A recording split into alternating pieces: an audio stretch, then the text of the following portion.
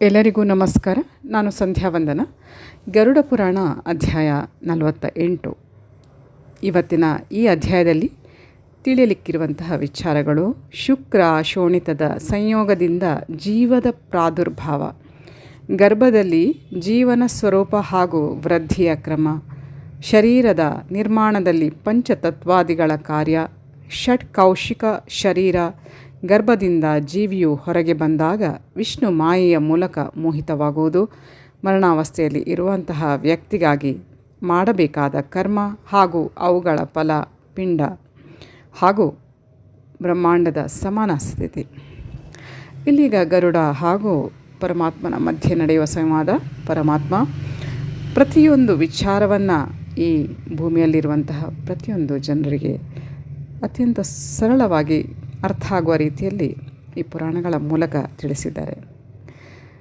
So ಇಲ್ಲಿ ಗರುಡನ ಪ್ರಶ್ನೆಗೆ ಪರಮಾತ್ಮನ ಉತ್ತರ: ಹೇ ಪ್ರಭು, ಉದ್ಭಿಜ, ಸ್ವೇದಜ, ಅಂಡಜ ಹಾಗೂ ಜರಾಯುಜ ಈ 4 ಪ್ರಕಾರದ ಜೀವಿಗಳು ಯಾವ ಪ್ರಕಾರ ಜನ್ಮ ತಳೆಯುತ್ತವೆ? ಚರ್ಮ, ರಕ್ತ, ಮಾಂಸ, ಮೇಧಸ್ಸು, ಮಜ್ಜೆ ಹಾಗೂ ಅಸ್ಥಿಗಳಲ್ಲಿ ಜೀವ ಹೇಗೆ ಪ್ರವೇಶಿಸುತ್ತದೆ?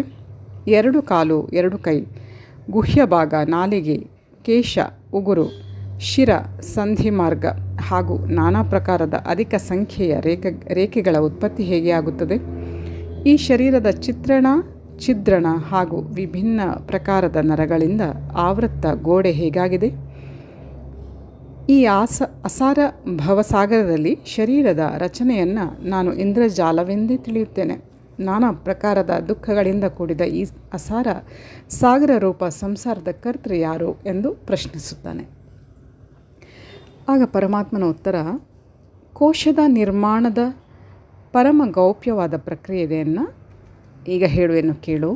ಇದನ್ನು ಅರಿಯುವ ಮಾತ್ರದಿಂದಲೇ ಮನುಷ್ಯ ಸರ್ವಜ್ಞನಾಗುತ್ತಾನೆ. ಸಂಸಾರದ ಕುರಿತು ದಯೆ ತೋರುತ್ತಾ ನೀನು ಜೀವಿಯ ಕಾರಣತತ್ವದ ಮೇಲೆ ಉತ್ತಮ ಪ್ರಶ್ನೆ ಹೇಳಿರುವೆ. ಏಕಾಗ್ರ ಚಿತ್ತನಾಗಿ ಅದನ್ನು ಆಲಿಸು. ಸ್ತ್ರೀಯರು ಋತುಕಾಲದಲ್ಲಿ 4 ದಿನ ತ್ಯಾಜ್ಯರಾಗುತ್ತಾರೆ. ಏಕೆಂದರೆ ಪ್ರಾಚೀನ ಕಾಲದಲ್ಲಿ ಬ್ರಹ್ಮನು ವ್ರತಾಸುರನ ವಧೆಯಾದಾಗ ತಗುಲಿದ ಬ್ರಹ್ಮಹತ್ಯೆಯನ್ನು ಇಂದ್ರನ ಶರೀರದಿಂದ ತೆಗೆದು ಕಾಲು ಭಾಗವನ್ನು ಸ್ತ್ರೀಯರಿಗೆ ಕೊಟ್ಟಿದ್ದ. ಅದರ ಫಲವಾಗಿ ಸ್ತ್ರೀಯರನ್ನು ಋತುಕಾಲದ ಆರಂಭದಲ್ಲಿ 4 ದಿನ ಅಪವಿತ್ರವೆಂದು ತಿಳಿಯಲಾಗುತ್ತದೆ.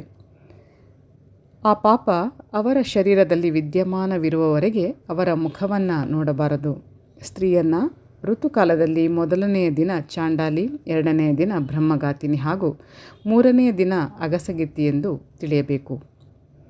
4ನೆಯ ದಿನ ಆಕೆ ಶುದ್ಧಳಾಗುತ್ತಾಳೆ. 1 ವಾರದಲ್ಲಿ ಆಕೆಯು ದೇವತೆ ಹಾಗೂ ಪಿತೃಗಳ ಪೂಜೆಗೆ ಯೋಗ್ಯಳಾಗುತ್ತಾಳೆ. ಪ್ರಥಮ ವಾರದ ಮಧ್ಯೆ ಯಾವ ಸ್ತ್ರೀಯಲ್ಲಿ ಗರ್ಭ ನಿಲ್ಲುತ್ತದೋ ಅದರ ಉತ್ಪತ್ತಿಯನ್ನು ಮಲ್ಲಿಮ್ಲಚ ಅಂದರೆ ವಾಯುದಿಂದ ಎಂದು ತಿಳಿಯಬೇಕು. ವೀರ್ಯ ಸ್ಥಾಪನೆಯ ಸಮಯ ತಾಯಿ ತಂದೆಯ ಮನಸ್ಸಿನಲ್ಲಿ ಯಾವ ಕಲ್ಪನೆ ಇರುತ್ತದೋ ಅದರಂತೆಯೇ ಗರ್ಭದ ಜನ್ಮವಾಗುತ್ತದೆ. ಇದರಲ್ಲಿ ಸಂದೇಹವಿಲ್ಲ. ಯುಗ್ಮ ತಿಥಿಯುಕ್ತ ರಾತ್ರಿಗಳಲ್ಲಿ ಸಹವಾಸ ಮಾಡುವುದರಿಂದ ಪುತ್ರ ಹಾಗೂ ಅಯುಗ್ಮ ರಾತ್ರಿಗಳಲ್ಲಿ ಸಹವಾಸ ಮಾಡುವುದರಿಂದ ಕನ್ಯೆಯ ಜನ್ಮವಾಗುತ್ತದೆ. ಆದ್ದರಿಂದ ಋತುಕಾಲದ ಮೊದಲ ವಾರವನ್ನು ಬಿಟ್ಟು 2ನೆಯ ವಾರದ ಯುಗ್ಮ ತಿಥಿಗಳಲ್ಲಿ ಸಹವಾಸದಲ್ಲಿ ಪ್ರವೃತ್ತರಾಗಬೇಕು. ಸಾಮಾನ್ಯವಾಗಿ ಸ್ತ್ರೀಯರ ಋತುಕಾಲ 16 ರಾತ್ರಿಗಳದ್ದಾಗಿರುತ್ತದೆ. ಒಂದು ವೇಳೆ 14ನೆಯ ರಾತ್ರಿಯಲ್ಲಿ ಗರ್ಭಾಧಾನ ಕ್ರಿಯೆಯಾದರೆ ಆ ಗರ್ಭದಿಂದ ಗುಣವಂತ, ಭಾಗ್ಯವಂತ, ಧನವಂತ ಹಾಗೂ ಧರ್ಮನಿಷ್ಠ ಪುತ್ರನ ಜನ್ಮವಾಗುತ್ತದೆ. ಅಂಥ ರಾತ್ರಿ ಸಾಮಾನ್ಯ ಜನರಿಗೆ ಪ್ರಾಪ್ತಿಯಾಗುವುದು ಅಸಂಭವವಾಗಿದೆ. ಪ್ರಾಯಶಃ ಸ್ತ್ರೀಯರಲ್ಲಿ 8ನೆಯ ರಾತ್ರಿಯ ಮಧ್ಯೆಯಲ್ಲಿಯೇ ಗರ್ಭೋತ್ಪತ್ತಿಯಾಗುತ್ತದೆ. ಋತುಕಾಲದ 5ನೆಯ ದಿನ ಸ್ತ್ರೀಯರು ಹುಳಿ, ಉಪ್ಪು, ಖಾರ, ಒಗರು ಹಾಗೂ ಉಷ್ಣ ಭೋಜನದ ಪರಿತ್ಯಾಗ ಮಾಡಿ ಮಧುರ, ಸಿಹಿಯಾದ ಭೋಜನ ಮಾಡಬೇಕು. ಏಕೆಂದರೆ ಅವರ ಗರ್ಭ ಔಷಧಿ ಪಾತ್ರೆಯಾದರೆ ಪುರುಷನ ಬೀಜ ಅಮೃತಕ್ಕೆ ಸಮಾನವಾಗಿದೆ. ಅದರಲ್ಲಿ ಸ್ತ್ರೀರೂಪ ಔಷಧಿ ಪಾತ್ರೆಯಲ್ಲಿ ಬೀಜಾರೋಪಣ ಮಾಡಿ ಮನುಷ್ಯ ಸುಂದರವಾದ ಫಲವನ್ನು ಪ್ರಾಪ್ತಿ ಹೊಂದುತ್ತಾನೆ. ಆದ್ದರಿಂದ ಅದನ್ನು ಕ್ರೋಧಾದಿ ಜ್ವಾಲೆಯಿಂದ ರಕ್ಷಿಸಿ ಮಧುರ ಭೋಜನ ಹಾಗೂ ಸ್ವಭಾವದ ಶೀತಲತೆಯಿಂದ ಅಭಿಸಂಚಿತಗೊಳಿಸಬೇಕು. ಪುರುಷನು ಸರ್ವಪ್ರಥಮ ತಾಂಬೂಲ ಹಾಗೂ ಪುಷ್ಪಗಳ ಮಾಲೆ, ಚಂದನದಿಂದ ಸುವಾಸಿತನಾಗಿ ಸ್ವಚ್ಛ ಸುಂದರ ವಸ್ತ್ರಗಳನ್ನು ಧರಿಸಬೇಕು. ತದನಂತರ ಶುದ್ಧ ಮನಸ್ಸಿನಿಂದ ಸ್ತ್ರೀಯ ಶಯ್ಯೆಯ ಮೇಲೆ ಶಯನ ಮಾಡಲು ಹೋಗಬೇಕು. ವೀರ್ಯ ಸ್ಥಾಪನೆ ಸಮಯ ಅವನ ಮನಸ್ಸಿನಲ್ಲಿ ಎಂಥ ಕಲ್ಪನೆ ಇರುತ್ತದೋ ಅದೇ ಸ್ವಭಾವದ ಸಂತಾನ ಜನ್ಮ ತಳೆಯುತ್ತದೆ.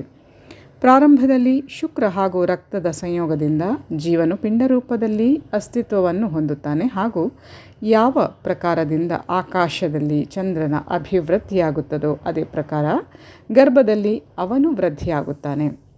ಶುಕ್ರದಲ್ಲಿ ಜೀವನು ಬೀಜ ರೂಪದಲ್ಲಿ ಸ್ಥಿತನಿರುತ್ತಾನೆ. ಕಾಮಚಿತ್ತ ಹಾಗೂ ಶುಕ್ರ ಐಕ್ಯ ಭಾವ ಹೊಂದಿದಾಗ ಸ್ತ್ರೀಯ ಗರ್ಭಾಶಯದಲ್ಲಿ ಜೀವನು ಒಂದು ನಿಶ್ಚಿತ ರೂಪ ಧಾರಣೆ ಮಾಡುವ ಪೂರ್ವಾವಸ್ಥೆಗೆ ಬರುತ್ತಾನೆ. ರಕ್ತದ ಅಧಿಕತೆಯಿಂದ ಪುತ್ರಿ ಹಾಗೂ ಶುಕ್ರದ ಅಧಿಕತೆಯಿಂದ ಪುತ್ರನ ಪ್ರಾಪ್ತಿಯಾಗುತ್ತದೆ. ಒಂದು ವೇಳೆ ರಕ್ತ ಹಾಗೂ ಶುಕ್ರ ಸಮವಾಗಿದ್ದರೆ ಗರ್ಭದಲ್ಲಿ ಸ್ಥಿತ ಸಂತಾನ ನಪುಂಸಕವಾಗುತ್ತದೆ. ಶುಕ್ರ ಹಾಗೂ ರಕ್ತ ಮೊದಲ ದಿನ ಹಾಗೂ ರಾತ್ರಿಯಲ್ಲಿ ಕಲಲ ಗರ್ಭದ ಮೊದಲ ಅವಸ್ಥೆ, 5ನೆಯ ದಿನ ಬದ್ಬುದ ಅಂದರೆ ನೀರಿನ ಗುಳ್ಳೆ ಹಾಗೂ 14ನೆಯ ದಿನ ಮಾಂಸದ ರೂಪ ತಳೆಯುತ್ತದೆ. ತದನಂತರ ಆ ಘನೀಭೂತ ಮಾಂಸ ಗರ್ಭದಲ್ಲಿರುತ್ತ ಕ್ರಮವಾಗಿ 20ನೆಯ ದಿನಗಳವರೆಗೆ ಪಿಂಡ ರೂಪದಲ್ಲಿ ವೃದ್ಧಿಯಾಗುತ್ತದೆ. 25ನೆಯ ದಿನ ಅದರಲ್ಲಿ ಶಕ್ತಿ ಹಾಗೂ ಪುಷ್ಟಿಯ ಸಂಚಾರವಾಗುತ್ತದೆ. 1 ತಿಂಗಳು ಪೂರ್ಣವಾಗುತ್ತಿದ್ದಂತೆ ಅದು ಪಂಚತತ್ವಗಳಿಂದ ಸಂಯುಕ್ತವಾಗುತ್ತದೆ. ತದನಂತರ ಆ ಗರ್ಭಸ್ಥ ಜೀವದ ಶರೀರದ ಮೇಲೆ 2ನೇ ತಿಂಗಳಲ್ಲಿ ತ್ವಚೆ, ಮೇದಸ್ಸು, 3ನೆಯ ತಿಂಗಳಲ್ಲಿ ಮಜ್ಜೆ, ಅಸ್ಥಿ, 4ನೆಯ ತಿಂಗಳಲ್ಲಿ ಕೇಶ, ಬೆರಳು, 5ನೆಯ ತಿಂಗಳಲ್ಲಿ ಕಿವಿ, ಮೂಗು ಹಾಗೂ ವಕ್ಷಸ್ಥಳದ ನಿರ್ಮಾಣವಾಗುತ್ತದೆ. ನಂತರ 6ನೆಯ ತಿಂಗಳಲ್ಲಿ ಕಂಠ, ದಂದ್ರ ಹಾಗೂ ಉದರ, 7ನೆಯ ತಿಂಗಳಲ್ಲಿ ಗುಹ್ಯಾದಿಭಾಗ ಹಾಗೂ 8ನೆಯ ತಿಂಗಳಲ್ಲಿ ಅದು ಸಕಲ ಅಂಗ ಪ್ರತ್ಯಂಗಗಳಿಂದ ಪರಿಪೂರ್ಣವಾಗುತ್ತದೆ. 8ನೆಯ ತಿಂಗಳಲ್ಲಿಯೇ ಆ ಜೀವನು ತಾಯಿ ಗರ್ಭದಲ್ಲಿ ಪದೇ ಪದೇ ಚಲಿಸತೊಡಗುತ್ತದೆ.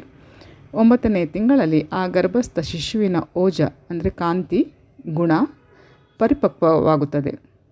ನಂತರ ಗರ್ಭವಾಸದ ಕಾಲ ಸಮಾಪ್ತಿಯಾದಾಗ ಆ ಗರ್ಭಸ್ಥ ಶಿಶು ಗರ್ಭದಿಂದ ಹೊರಬರಲು ಬಯಸುತ್ತದೆ.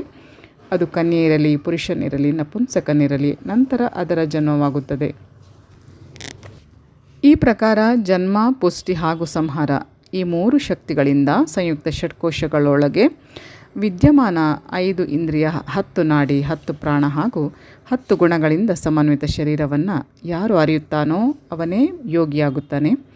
ಜೀವಿಯ ಪಂಚಭೌತಿಕ ಶರೀರ ಮಜ್ಜೆ, ಅಸ್ಥಿ, ಶುಕ್ರ, ಮಾಂಸ, ರೋಮ ಹಾಗೂ ರಕ್ತ ಈ 6 ಕೋಶಗಳಿಂದ ನಿರ್ಮಿತ ಪಿಂಡ ಒಂದೇ ಆಗಿದೆ. 9 ಅಥವಾ 10ನೆಯ ತಿಂಗಳಲ್ಲಿ ಇದರ ಪಂಚಭೌತಿಕ ಸ್ವರೂಪ ಅತ್ಯಂತ ಸ್ಪಷ್ಟವಾಗುತ್ತದೆ.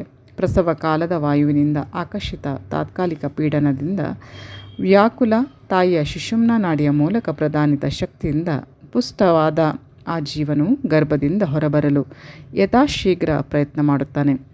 ಪೃಥ್ವಿ, ಜಲ, ಹವಿ, ಭೋಕ್ತ, ವಾಯು ಹಾಗೂ ಆಕಾಶ ಈ 6 ಭೂತಗಳಿಂದ ಪೀಡಿತವಾಗುತ್ತಾ ಜೀವನು ಸ್ನಾಯು ತಂತ್ರಗಳಿಂದ ಬಂಧಿತನಾಗುತ್ತಾನೆ. ಇವುಗಳಿಗೆ ವಿದ್ವಾಂಸರು ಮೂಲಭೂತ ತತ್ವಗಳೆಂದು ಹೇಳಿದ್ದು.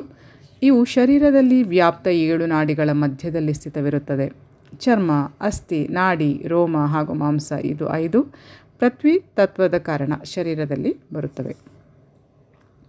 ಇದೇ ಪ್ರಕಾರ ಲಾಲಾಜಲ, ಮೂತ್ರ, ಶುಕ್ರ, ಮಜ್ಜೆ ಹಾಗೂ ರಕ್ತ ಈ 5 ಜಲತತ್ವಗಳ ಕಾರಣದಿಂದ ಹಸಿವೆ, ದಾಹ, ನಿದ್ರೆ, ಆಲಸ್ಯ ಹಾಗೂ ಕಾಂತಿ ಈ 5 ಅಗ್ನಿತತ್ವದ ಕಾರಣದಿಂದ ರಾಗ, ದ್ವೇಷ, ಲಜ್ಜೆ, ಭಯ ಹಾಗೂ ಮೋಹ ಈ 5 ವಾಯುತತ್ವದ ಕಾರಣದಿಂದ ಆಕಿಂಚನ, ಓಟ, ಜಿಗಿತ, ಪ್ರಸರಣ ಹಾಗೂ ನಿರೋಧ ಈ 5 ವಾಯುತತ್ವದ ಕಾರಣ ಶಬ್ದ, ಚಿಂತೆ, ಗಾಂಭೀರ್ಯ, ಶ್ರವಣ ಹಾಗೂ ಸತ್ಯ ಸಂಕ್ರಮ ಅಂದರೆ ಸತ್ಯ ಹಾಗೂ ಅಸತ್ಯದ ವಿವೇಕ ಈ 5 ಆಕಾಶ ತತ್ವದ ಕಾರಣ ಶರೀರದಲ್ಲಿ ಬರುತ್ತದೆ ಎಂದು ತಿಳ್ಕೊಳ್ಳಬೇಕಾದ ವಿಷಯ.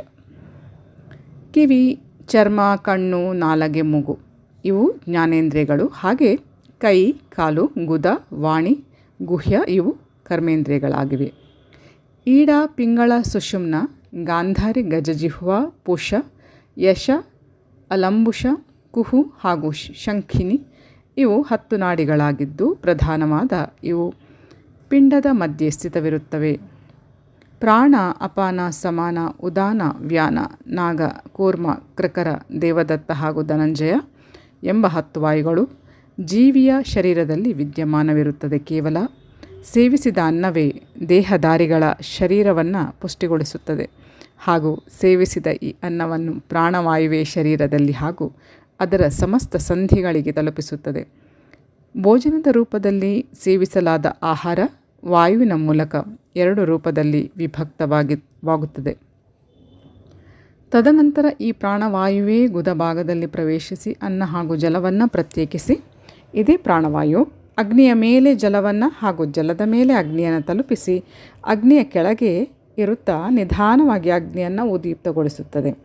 ತದನಂತರ ವಾಯುವಿನಿಂದ ಉದ್ದೀಪ್ತಗೊಂಡ ಅಗ್ನಿಯು ಅನ್ನದ ರಸ ಭಾಗವನ್ನು ಹಾಗೂ ಶುಷ್ಕ ಭಾಗವನ್ನು ಪ್ರತ್ಯೇಕಿಸುತ್ತದೆ. ಇದೇ ಶುಷ್ಕ ಭಾಗ 12 ಪ್ರಕಾರದ ಮಲಗಳ ರೂಪದಲ್ಲಿ ಶರೀರದಿಂದ ಹೊರಗೆ ಬರುತ್ತದೆ. ಶರೀರದಲ್ಲಿ ವಿದ್ಯಮಾನ ಕಿವಿ, ಕಣ್ಣು, ಮೂಗು, ನಾಲಿಗೆ, ದಂತ, ನಾಭಿ, ಗುದ ಹಾಗೂ ಉಗುರು ಇವೆಲ್ಲವೂ ಮಲದ ಆಶ್ರಯವಾಗಿವೆ. ಇದೇ ಪ್ರಕಾರ ಮಲ, ಮೂತ್ರ, ಶುಕ್ರ ಹಾಗೂ ರಕ್ತರೂಪಗಳಿಂದ ಈ ಮಲದ ಅನಂತ ಪ್ರಕಾರಗಳಿವೆ. ಮನುಷ್ಯನ ಶರೀರದಲ್ಲಿ ಸಾಮಾನ್ಯವಾಗಿ 3.5 ಕೋಟಿ ರೋಮ ಹಾಗೂ 32 ದಂತಗಳಿರುತ್ತವೆ. ಶರೀರ ರೋಮಗಳ ಸಂಖ್ಯೆ 7 ಲಕ್ಷವಿದ್ದು ಉಗುರು 20 ಇವೆ. ಹಾಗೆ ಸಾಮಾನ್ಯವಾಗಿ ಶರೀರದಲ್ಲಿ 1,000 ಪಳ ಮಾಂಸ, 100 ಪಳ ರಕ್ತ, 10 ಪಳ ಮೇದಸ್ಸು, 10 ಪಳ ಚರ್ಮ, 12 ಪಳ ಮಜ್ಜೆ, 3 ಪಳ ಮಹಾರಕ್ತ, 2 ಕುಡವ ಅಂದರೆ 12 ಮುಷ್ಟಿ ಪ್ರಮಾಣದ 1 ಅಳತೆ, ಶುಕ್ರ ಹಾಗೂ 1 ಕುಡವ ಸಂತಾನೋತ್ಪತ್ತಿಗೆ ಉಪಯುಕ್ತವಾಗುವ ಶೋಣಿತ, ಇದು ಸ್ತ್ರೀಯರಲ್ಲಿರುವಂತಹ ರಜ ಇರುತ್ತವೆಂದು ಪ್ರಾಚೀನ ಜನರು ಹೇಳಿದ್ದಾರೆ. ಇದೇ ಪ್ರಕಾರ ಮನುಷ್ಯನ ಶರೀರದಲ್ಲಿ 6 ಪ್ರಕಾರದ ಕಫ, 6 ಪ್ರಕಾರದ ಮಲ, 6 ಪ್ರಕಾರದ ಮೂತ್ರ ಹಾಗೂ 308ಕ್ಕಿಂತ ಅಧಿಕ ಅಸ್ಥಿಗಳಿರುತ್ತವೆ. ಈ ಪ್ರಕಾರ ಪಿಂಡದ ಕುರಿತು ಹೇಳಿದ ಇದಕ್ಕೆ ಶರೀರದ ವೈಭವ ಎನ್ನುತ್ತಾರೆ. ಇವುಗಳ ಅತಿರಿಕ್ತ ಶರೀರದಲ್ಲಿ ಬೇರೇನೂ ಇಲ್ಲ.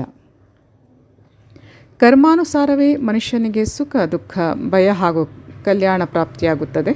ಕರ್ಮದ ಅನುಷ್ಠಾನ ಶರೀರದಿಂದಲೇ ಸಂಭವಿರುವುದರಿಂದ ಶರೀರಕ್ಕೆ ಮಹತ್ವವಿದೆ.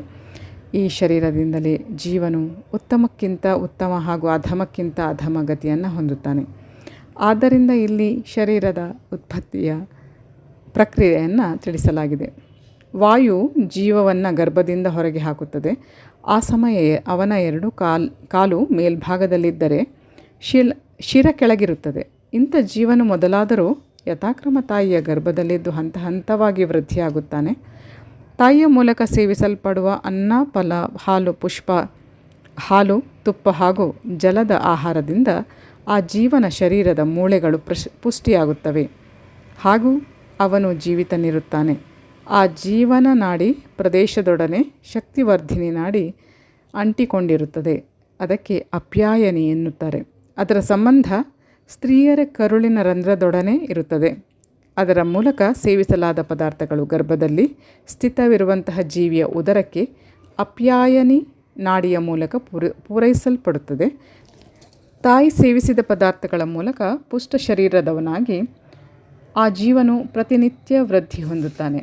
ಈ ವೃದ್ಧಿ ಕ್ರಮದಲ್ಲಿ ಸಂಸಾರದ ಪೂರ್ವಾನುಭೂತ ಅನೇಕ ವಿಷಯಗಳ ಸ್ಮರಣೆಗಳು ಜೀವನಿಗೆ ಉಂಟಾಗುತ್ತವೆ.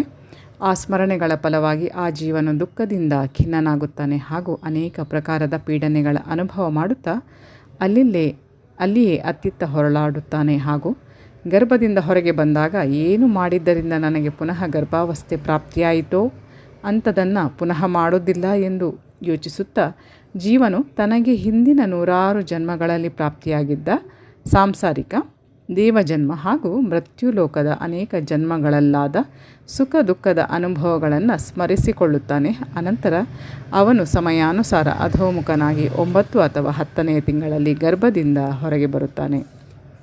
ಪ್ರಜಾಪತ್ಯ ವಾಯುವಿನ ಪ್ರಭಾವದಿಂದ ಗರ್ಭವನ್ನು ತೊರೆದು ಹೊರಗೆ ಬರುವಾಗ ಆ ಜೀವನು ದುಃಖದಿಂದ ವಿಲಾಪ ಮಾಡುತ್ತಲೇ ಜಗತ್ತನ್ನು ಪ್ರವೇಶಿಸುತ್ತಾನೆ. ಉದರದಿಂದ ಹೊರಗೆ ಬರುವಾಗ ಅವನಿಗೆ ಅಸಹ್ಯವಾದ ಮೂರ್ಛೆ ಬಾಧಿಸುತ್ತದೆ. ಆದಾಗ್ಯೂ ಕೆಲವೇ ಕ್ಷಣದಲ್ಲಿ ಅವನಲ್ಲಿ ಚೇತನ ಉತ್ಪನ್ನವಾಗುತ್ತದೆ. ವಾಯುವಿನ ಸ್ಪರ್ಶದಿಂದ ಸುಖ ಅನುಭವ ಮಾಡುತ್ತಾನೆ. ತದನಂತರ ಸಂಸಾರವನ್ನು ಮೋಹಿತಗೊಳಿಸುವಂತಹ ವಿಷ್ಣುವಿನ ಮಾಯೆಯ ಪ್ರಭಾವ ಅವನನ್ನು ಆವರಿಸುತ್ತದೆ. ಮಾಯೆಯ ಫಲವಾಗಿ ಜೀವಾತ್ಮನ ಪೂರ್ವದ ಜ್ಞಾನ ನಷ್ಟವಾಗುತ್ತದೆ. ಪರಿಣಾಮ ಅವನು ಬಾಲಭಾವವನ್ನು ಹೊಂದುತ್ತಾನೆ. ನಂತರ ಕ್ರಮವಾಗಿ ಕೌಮಾರ್ಯ, ಯೌವನ ಹಾಗೂ ವೃದ್ಧಾವಸ್ಥೆಯನ್ನು ಹೊಂದುತ್ತಾನೆ ಹಾಗೂ ಪುನಃ ಅದೇ ಪ್ರಕಾರ ಮರಣ ಹೊಂದಿ ಜನ್ಮ ತಳೆಯುತ್ತಾನೆ. ಈ ಸಂಸಾರ ಚಕ್ರದಲ್ಲಿ ಅವನು ಮಡಿಕೆ ಮಾಡುವ ತಿಗರಿಯಂತೆ ತಿರುಗುತ್ತಿರುತ್ತಾನೆ. ಜೀವನು ಕೆಲವೊಮ್ಮೆ ಸ್ವರ್ಗ ಹೊಂದಿದರೆ ಕೆಲವೊಮ್ಮೆ ನರಕದಲ್ಲಿ ಬೀಳುತ್ತಾನೆ. ಸ್ವರ್ಗ ಹಾಗೂ ನರಕ ಮನುಷ್ಯನಿಗೆ ಅವನ ಕರ್ಮಾನುಸಾರ ಪ್ರಾಪ್ತಿಯಾಗುತ್ತದೆ. ಸ್ವರ್ಗ ನರಕಗಳಲ್ಲಿ ಕರ್ಮಫಲ ಭೋಗಿಸಿದ ಜೀವನು ಕೆಲವೊಮ್ಮೆ ಶೇಷ ಪಾಪ ಪುಣ್ಯದ ಭೋಗ ಮಾಡಲು ಪೃಥ್ವಿಯ ಮೇಲೆ ಬರುತ್ತಾನೆ. ಸ್ವರ್ಗದಲ್ಲಿ ನಿವಾಸ ಮಾಡುವವರಿಗೆ ನರಕದಲ್ಲಿ ತುಂಬ ದುಃಖವಿದೆ ಎಂಬುದು ಗೋಚರವಾಗುತ್ತದೆ. ನರಕದಲ್ಲಿ ಯಮರಾಜನ ದೂತರಿಂದ ಪ್ರತಾಡಿತ ನರಕವಾಸಿ ಎಂದೂ ಪ್ರಸನ್ನನಾಗಿರದೆ ಕೇವಲ ದುಃಖವನ್ನೇ ಭೋಗಿಸಬೇಕಾಗುತ್ತದೆ. ಮನುಷ್ಯ ವಿಮಾನಾರೂಢನಾಗಿ ಸ್ವರ್ಗಕ್ಕೆ ಹೋಗುವ ಸಮಯದಿಂದ ಅವನ ಮನಸ್ಸಿನಲ್ಲಿ ಪುಣ್ಯದ ಸಮಾಪ್ತಿಯಾದಾಗ ನಾನು ಸ್ವರ್ಗದಿಂದ ಕೆಳಗೆ ಬರುತ್ತೇನೆ ಎಂಬ ಭಾವ ಮನೆ ಮಾಡಿರುತ್ತದೆ. ಆದ್ದರಿಂದ ಸ್ವರ್ಗದಲ್ಲಿ ಕೂಡ ತುಂಬ ದುಃಖವಿದೆ. ನರಕವಾಸಿಗಳನ್ನು ನೋಡಿ ಜೀವಿಗೆ ಮಹಾ ದುಃಖವಾಗುತ್ತದೆ. ಏಕೆಂದರೆ ನನಗೂ ಇದೇ ಪ್ರಕಾರದ ಗತಿಯಾಗುವುದು ಎಂಬ ಚಿಂತೆಯಿಂದ ಅವನು ಅಹೋರಾತ್ರಿ ಮುಕ್ತನಾಗುವುದೇ ಇಲ್ಲ. ಗರ್ಭವಾಸದಲ್ಲಿ ಜೀವನಿಗೆ ಗರ್ಭಜನ್ಯ ಕಷ್ಟ ಅಧಿಕವಾಗುತ್ತದೆ. ಗರ್ಭದಿಂದ ಜನ್ಮವಾಗುವ ಸಮಯ ಮಹಾ ದುಃಖವಾಗುತ್ತದೆ. ಜನಿಸಿದ ನಂತರ ಅವನಿಗೆ ಬಾಲ್ಯಾವಸ್ಥೆಯಲ್ಲಿಯೂ ಕಷ್ಟವಿದೆ ಹಾಗೂ ವೃದ್ಧಾವಸ್ಥೆಯಲ್ಲಿಯೂ ದುಃಖವಿದೆ. ಕಾಮಕ್ರೋಧ ಹಾಗೂ ಈರ್ಷ್ಯೆಯ ಸಂಬಂಧವಾಗುವುದರಿಂದ ಯುವಾವಸ್ಥೆಯಲ್ಲಿಯೂ ಅವನಿಗೆ ಅಸಹನೀಯ ದುಃಖವಿದೆ. ದುಸ್ವಪ್ನ ವೃದ್ಧಾವಸ್ಥೆಯಲ್ಲಿ ಹಾಗೂ ಮರಣದ ಸಮಯ ಕೂಡ ಅವನಿಗೆ ಉತ್ಕಟ ದುಃಖವಾಗುತ್ತದೆ. ಯಮದೂತರ ಮೂಲಕ ನರಕದಲ್ಲಿ ಎಳೆದೊಯ್ಯಲ್ಪಡುತ್ತಿರುವಂತಹ ಜೀವನಿಗೂ ಅಧೋಗತಿ ಪ್ರಾಪ್ತಿಯಾಗುತ್ತದೆ. ತದನಂತರ ಪುನಃ ಗರ್ಭದಿಂದ ಜನ್ಮವಾಗುತ್ತದೆ ಹಾಗೂ ಮೃತ್ಯುವಾಗುತ್ತದೆ. ಇಂಥ ಸಂಸಾರ ಚಕ್ರದಲ್ಲಿ ಕುಂಬಾರನ ತಿಗರಿಯಂತೆ ಸುತ್ತುತ್ತಿರುತ್ತಾನೆ. ಪೂರ್ವ ಜನ್ಮದಲ್ಲಿ ಮಾಡಿದ ಪುಣ್ಯ ಪಾಪಗಳಿಂದ ಬಂಧಿತ ಜೀವನು ಪದೇ ಪದೇ ಇದೇ ಸಂಸಾರದಲ್ಲಿ ಬಂದು ಹೋಗುವ ದುಃಖ ಭೋಗಿಸುತ್ತಾನೆ. ನೂರಾರು ಪ್ರಕಾರಗಳ ದುಃಖದಿಂದ ವ್ಯಾಪ್ತ ಈ ಸಂಸಾರ ಕ್ಷೇತ್ರದಲ್ಲಿ ಕಿಂಚಿತ್ ಮಾತ್ರವೂ ಸುಖವಿಲ್ಲ. ಆದ್ದರಿಂದ ಮನುಷ್ಯನು ಮುಕ್ತಿಗಾಗಿ ಪ್ರಯತ್ನ ಮಾಡಬೇಕು.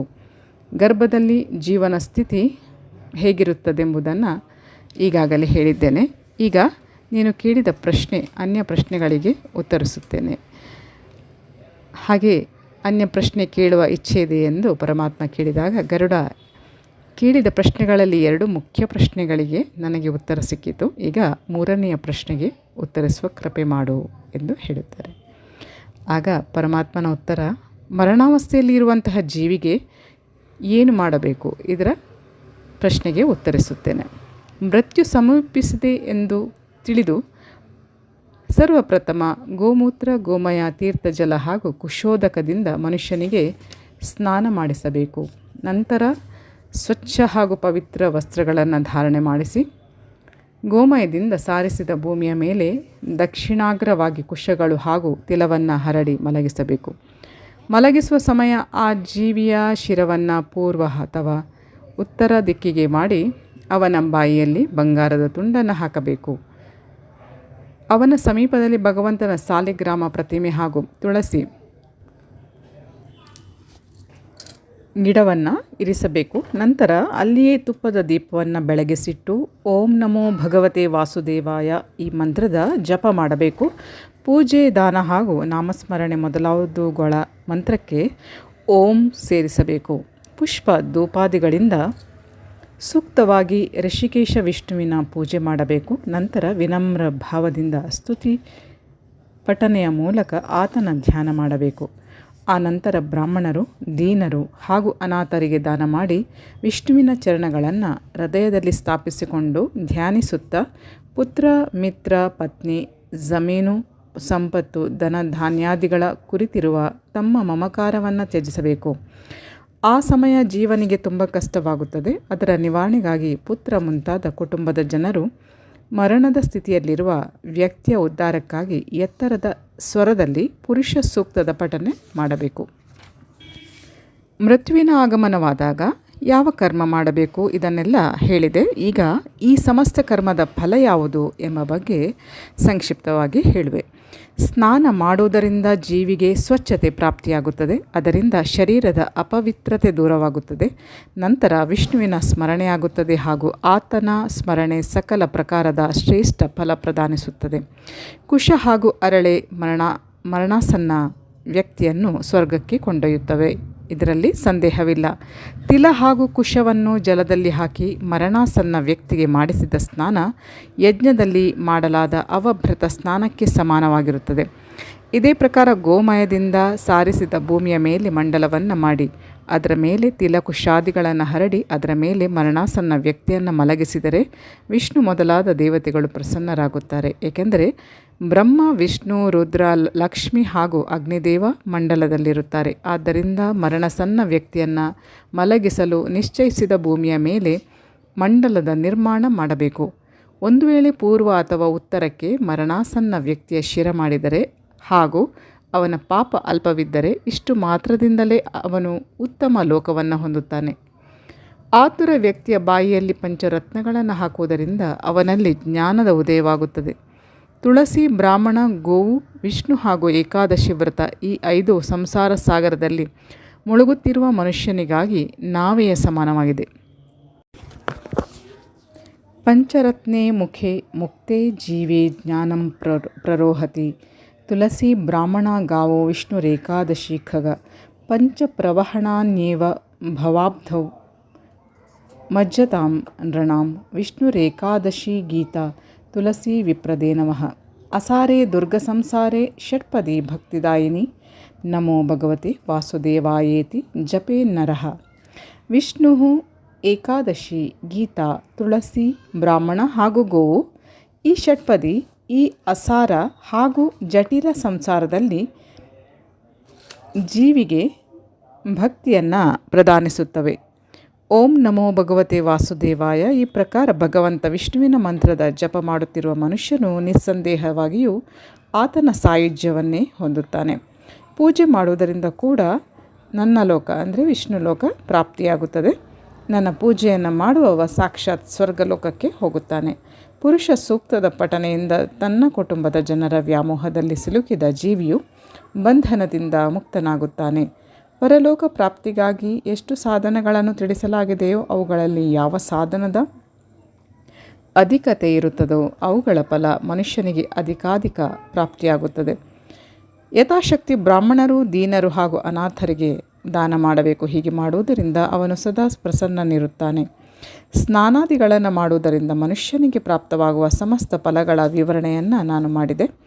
ಈಗ ಈ ಬ್ರಹ್ಮಾಂಡದಲ್ಲಿ ಯಾವ ಗುಣ ವಿದ್ಯಮಾನವಾಗಿವೆ ಎಂದು ಹೇಳುತ್ತೇನೆ ಕೇಳು. ಅವೆಲ್ಲ ನಿನ್ನ ಶರೀರದಲ್ಲಿ ಕೂಡ ಇವೆ. ಪಾತಾಳ, ಪರ್ವತ, ಲೋಕ, ದ್ವೀಪ, ಸಾಗರ, ಸೂರ್ಯಾದಿ ಸಕಲ ಗ್ರಹ ನಿನ್ನ ಶರೀರದಲ್ಲಿಯೇ ಸ್ಥಿತವಾಗಿವೆ. ಉದಾಹರಣೆಗೆ ಪಾದದ ಕೆಳಗೆ ತಳಲೋಕ, ಪಾದಗಳ ಮೇಲೆ ವಿತಳಲೋಕ, 2 ಮೀನಖಂಡಗಳ ಮೇಲೆ ಸುತಳಲೋಕ ಹಾಗೂ ತೊಡೆಯ ಪ್ರದೇಶದಲ್ಲಿ ಮಹಾತಳಲೋಕ ಎಂದು ತಿಳಿಯಬೇಕು. ಹಾಗೆಯೇ ಊರು ಭಾಗದಲ್ಲಿ ತಲಾತಲ ಲೋಕ, ಗುಹ್ಯ ಭಾಗದಲ್ಲಿ ರಸಾತಳಯೋಗ, ಕಟಿ ಪ್ರದೇಶದಲ್ಲಿ ಪಾತಾಳಯೋಗ ಲೋಕ, ನಾಭಿಯ ಮಧ್ಯದಲ್ಲಿ ಭೂಲೋಕ, ಅದರ ಮೇಲೆ ಭುವರ್ಲೋಕ, ಹೃದಯದಲ್ಲಿ ಸ್ವರ್ಗಲೋಕ, ಕಂಠ ಪ್ರದೇಶದಲ್ಲಿ ಮಹರ್ಲೋಕ, ಬಾಯಿಯಲ್ಲಿ ಜನಲೋಕ, ಮಸ್ತಕದಲ್ಲಿ ತಪೋಲೋಕ ಹಾಗೂ ಮಹಾರಂಧ್ರದಲ್ಲಿ ಸತ್ಯಲೋಕ ಸ್ಥಿತವಾಗಿದೆ. ಈ ಪ್ರಕಾರ ಮನುಷ್ಯನ ಇದೇ ಶರೀರದಲ್ಲಿ 14 ಭುವನಗಳು, ಲೋಕಗಳು ವಿದ್ಯಮಾನವಾಗಿವೆ. ಶರೀರದ ತ್ರಿಕೋನದಲ್ಲಿ ಮೇರು, ಅಧಃ ತ್ರಿಕೋನದಲ್ಲಿ ಮಂದರ, ದಕ್ಷಿಣದಲ್ಲಿ ಕೈಲಾಸ, ಎಡಭಾಗದಲ್ಲಿ ಹಿಮಾಲಯ, ಊರ್ಧ್ವ ಭಾಗದಲ್ಲಿ ನಿಷದ, ದಕ್ಷಿಣದಲ್ಲಿ ಗಂಧಮಾದನ ಹಾಗೂ ವಾಮರೇಖೆಯಲ್ಲಿ ಮಲಯ. ಒಟ್ಟು ಈ 7 ಪರ್ವತಗಳು ಸ್ಥಿತವಿವೆ. ಈ ಶರೀರದ ಅಸ್ಥಿಭಾಗದಲ್ಲಿ ಜಂಬೂದ್ವೀಪ, ಮಜ್ಜೆಯಲ್ಲಿ ಶಾಖದ್ವೀಪ, ಮಾಂಸದಲ್ಲಿ ಕುಶದ್ವೀಪ, ನರಗಳಲ್ಲಿ ಕ್ರೌಂಚದ್ವೀಪ, ಚರ್ಮದಲ್ಲಿ ಶಾಲ್ಮಲಿ ದ್ವೀಪ, ರೋಮ ಸಮೂಹದಲ್ಲಿ ಪ್ಲಕ್ಷದ್ವೀಪ ಹಾಗೂ ಉಗುರುಗಳಲ್ಲಿ ಪುಷ್ಕರ ಎಂಬ ದ್ವೀಪಗಳಿವೆ. ತದನಂತರ ಶರೀರದಲ್ಲಿ ಸಾಗರಗಳ ಸ್ಥಾನವಿದ್ದು ಮೂತ್ರದಲ್ಲಿ ಕ್ಷಾರೋದ ಸಾಗರ, ಶರೀರದ ಕ್ಷಾರ ತತ್ವದಲ್ಲಿ ಕ್ಷೀರಸಾಗರ, ಶ್ಲೇಷ್ಮದಲ್ಲಿ ಸುರೋದಧಿ ಸಾಗರ, ಮಜ್ಜೆಯಲ್ಲಿ ಘೃತಸಾಗರ, ರಸದಲ್ಲಿ ರಸೋದಧಿ ಸಾಗರ, ರಕ್ತದಲ್ಲಿ ದಧಿಸಾಗರ, ಕಾಕುವಿನಲ್ಲಿ ಜೋತು ಬಿದ್ದ ಮಾಂಸಲ ಭಾಗದಲ್ಲಿ ಸ್ವದೂದಕ ಸಾಗರ ಹಾಗೂ ಶುಕ್ರದಲ್ಲಿ ಗರ್ಭೋದಕ ಸಾಗರಗಳು ಸ್ಥಿತವಾಗಿವೆ. ನಾದಚಕ್ರದಲ್ಲಿ ಸೂರ್ಯ, ಬಿಂದು ಚಕ್ರದಲ್ಲಿ ಚಂದ್ರ, ನೇತ್ರಗಳಲ್ಲಿ ಮಂಗಳ, ಹೃದಯದಲ್ಲಿ ಬುಧ, ವಿಷ್ಣು ಸ್ಥಾನದಲ್ಲಿ ಗುರು, ಶುಕ್ರದಲ್ಲಿ ಶುಕ್ರ, ನಾಭಿ ಸ್ಥಾನದಲ್ಲಿ ಶನಿ, ಬಾಯಿಯಲ್ಲಿ ರಾಹು, ಮಲದ್ವಾರದ ಬಳಿ ಕೇತುವಿನ ಸ್ಥಿತಿ ಎಂದು ತಿಳಿಯಲಾಗಿದೆ. ಈ ಪ್ರಕಾರ ಶರೀರದಲ್ಲಿ ಗ್ರಹಮಂಡಲದ ಸ್ಥಿತಿ ಇದೆ. ಮನುಷ್ಯನ ಆಪಾದ ಮಸ್ತಕ ಸಂಪೂರ್ಣ ಶರೀರ ಇಡೀ ಸೃಷ್ಟಿಯಲ್ಲಿ ವಿಭಕ್ತವಾಗಿದೆ. ಈ ಜಗತ್ತಿನಲ್ಲಿ ಜನ್ಮ ತಳೆಯುವ ಜನರೆಲ್ಲ ನಿಶ್ಚಿತವಾಗಿಯೂ ಮೃತ್ಯುವನ್ನು ಹೊಂದುತ್ತಾರೆ. ಹಸಿವೆ, ದಾಹ, ಕ್ರೋಧ, ತೃಷೆ, ಮೂರ್ಛೆ, ಚೇಳಿನ ಕಡಿತ ಹಾಗೂ ಸರ್ಪದ ಅಂಶದಿಂದ ಉತ್ಪನ್ನವಾದ ಕಷ್ಟ ಇವೆಲ್ಲವೂ ಇದೇ ಶರೀರದಲ್ಲಿವೆ. ಸಮಯ ಪೂರ್ಣವಾದಾಗ ನಿಶ್ಚಿತವಾಗಿಯೂ ಸಕಲ ಜೀವಿಗಳ ನಾಶವಾಗುತ್ತದೆ. ಯಮಲೋಕದಲ್ಲಿ ಹೋದ ಜೀವದ ಮುಂದೆ ಪಾಪಿಗಳು, ಅಧಮರು ಹಾಗೂ ದಯೆ ಧರ್ಮದಿಂದ ದೂರವಿರುವರೇ ಓಡುತ್ತಿರುತ್ತಾರೆ. ಯಮದೂತರು ಅವರ ಕೇಶವನ್ನು ಹಿಡಿದು ಎಳೆಯುತ್ತಾ ಅತ್ಯಂತ ಸಂತಪ್ತ ಹಾಗೂ ದಹಿಸುತ್ತಿರುವ ಅಗ್ನಿಯ ಮಧ್ಯೆ ಕರೆದೊಯ್ಯುತ್ತಾರೆ. ಅತ್ಯಂತ ದುಃಖದಿಂದ ತಪ್ತ ಈ ಪಾಪಿಗಳು ಎಲ್ಲಿಯವರೆಗೆ ಈ ಪುನರ್ಜನ್ಮವಾಗುವುದಿಲ್ಲವೋ ಅಲ್ಲಿಯವರೆಗೆ ಯಮಲೋಕದಲ್ಲಿ ಒಂದು ಗುಡಿಸಲಿನಲ್ಲಿ ಇರಬೇಕಾಗುತ್ತದೆ. ಈ ಪ್ರಕಾರ ಜೀವನು ಕರ್ಮಾನುಸಾರ ಜನ್ಮ ತಳೆದು ಮೃತ್ಯುವನ್ನು ಹೊಂದುತ್ತಾನೆ. ಈ ಜಗತ್ತಿನಲ್ಲಿ ಯಾರು ಜನ್ಮ ತಳೆಯುತ್ತಾರೋ ಅವರು ಅವಶ್ಯ ಮರಣ ಹೊಂದುತ್ತಾರೆ. ಇದರಲ್ಲಿ ಸಂದೇಹ ಇಲ್ಲ. ಜೀವಿಯು ಗರ್ಭದಲ್ಲಿ ಇರುವಂತೆಯೇ ಆಯಸ್ಸು, ಕರ್ಮ, ಧನ, ವಿದ್ಯೆ ಹಾಗೂ ಮೃತ್ಯು ಇವು 5 ನಿಶ್ಚಿತವಾಗುತ್ತದೆ. ಆಯುಃ ಕರ್ಮ ಚ ವಿತ್ತಂ ಚ ವಿದ್ಯಾ ನಿಧನಮೇವ ಚ ಪಂಚೈತಾನಿ ಹಿ ಸೃಜ್ಯಂತೆ ಗರ್ಭಸ್ಥಸ್ಥೈವ ದೇಹಿನಃ. ಜೀವನು ಕರ್ಮದಿಂದಲೇ ಜನ್ಮ ತಳೆಯುತ್ತಾನೆ ಹಾಗೂ ಮೃತ್ಯುವನ್ನು ಹೊಂದುತ್ತಾನೆ. ಸುಖ, ದುಃಖ, ಭಯ, ಕಲ್ಯಾಣ ಕರ್ಮದಿಂದಲೇ ಪ್ರಾಪ್ತಿಯಾಗುವಂಥದ್ದು. ಕೆಳಭಾಗದಿಂದ ಮುಖ ಹಾಗೂ ಮೇಲಿನ ಭಾಗದಿಂದ ಕಾಲುಗಳನ್ನು ಮಾಡಿದ ಜೀವವನ್ನು ವಾಯುವೇ ಗರ್ಭದಿಂದೆಳೆದು ಹೊರಗೆ ತರುತ್ತದೆ. ಜನ್ಮ ತಳೆಯುತ್ತಿದ್ದಂತೆ ಆ ಶರೀರಧಾರಿಯನ್ನು ತಕ್ಷಣ ವಿಷ್ಣುವಿನ ಮಾಯೆ ಸಂಮೋಹಿತಗೊಳಿಸುತ್ತದೆ. ತನ್ನಿಂದ ಮಾಡಲಾದ ಪಾಪ ಪುಣ್ಯಕ್ಕೆ ಸಂಬಂಧಿಸಿದ ಜನ್ಮದಲ್ಲಿ ಜೀವನು ಜನ್ಮ ತಳೆಯುತ್ತಾನೆ. ಉತ್ತಮ ಸ್ವಭಾವದ ವ್ಯಕ್ತಿ ತನ್ನ ಸುಕೃತದಿಂದ ಉತ್ತಮ ಭೋಗ ಭೋಗಿಸುತ್ತಾನೆ. ಅವನ ಜನ್ಮ ಕೂಡ ಸತ್ಕುಲದಲ್ಲಾಗುತ್ತದೆ. ಆದರೆ ಅವನಿಂದ ಹೇಗೆ ದುಷ್ಕೃತ್ಯಗಳಾಗುತ್ತದೋ ಹಾಗೆಯೇ ಅವನ ಜನ್ಮ ಕೂಡ ನೀಚಕುಲದಲ್ಲಿ ಆಗತೊಡಗುತ್ತದೆ. ಹಾಗೆಯೇ ಅವನು ಅದೇ ದುಷ್ಕರ್ಮದಿಂದ ದರಿದ್ರ, ರೋಗಿ, ಮೂರ್ಖ ಹಾಗೂ ಅನ್ಯಾನ್ಯ ದುಃಖಗಳಿಗೆ ಪ್ರಾಪ್ತನಾಗುತ್ತಾನೆ. ಇಲ್ಲಿಗೆ ಮಹಾವಿಷ್ಣು ವೈನತೆಯ ಸಂವಾದ ಅಂತರ್ಗತ ಗರುಡ ಪುರಾಣದ 48ನೇ ಅಧ್ಯಾಯ ಪೂರ್ಣವಾಯಿತು. ಈ ಅಧ್ಯಾಯದ ಹಿಂದಿನ ಅಧ್ಯಾಯ ಕೇಳಲು ಇಚ್ಛಿಸುವ ಆಸಕ್ತರು ಈ ವಿಡಿಯೋದ ಡಿಸ್ಕ್ರಿಪ್ಷನ್ ಬಾಕ್ಸ್ನಲ್ಲಿ ಲಿಂಕನ್ನು ಕೊಟ್ಟಿದ್ದೇವೆ. ಅದನ್ನು ಕ್ಲಿಕ್ ಮಾಡಿ ವಿಷಯಗಳನ್ನು ತಿಳ್ಕೊಳ್ಬೋದು. ಇನ್ನು ಹೊಸ ವಿಷಯದೊಂದಿಗೆ ಮತ್ತೆ ತಮ್ಮನ್ನು ಭೇಟಿಯಾಗ್ತೇನೆ. ಅಲ್ಲಿಯವರೆಗೆ ಧನ್ಯವಾದಗಳು. Please take care. Have a good day. Jai Shivashakti, Jai Maa Kali, Jai Shrikrishna. Thank you.